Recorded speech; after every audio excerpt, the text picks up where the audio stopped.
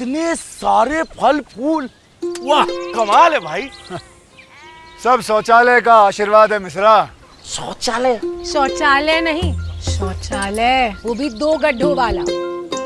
7 साल पहले मैंने इनसे कह दिया था शौचालय नहीं तो शादी नहीं। और मैंने क्या जवाब दिया था? 2 गड्ढों वाला नहीं तो शौचालय नहीं। 2 गड्ढे क्यों? एक गड्ढा 5 साल में भर जाएगा शौच करते करते। उसके बाद लिवर को ऐसा घुमाओ और दूसरा गड्ढा खोल दो। अरे दूसरी की क्या जरूरत है, इसी को साफ करवा दो ना। टट्टी तो है। ये टट्टी नहीं है, ये सोना है।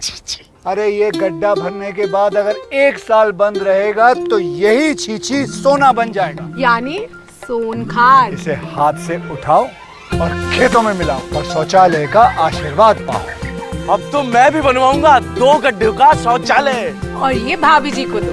धरती का उपहार है मिश्रा। शौचालय हो तो 2 गड्ढों वाला।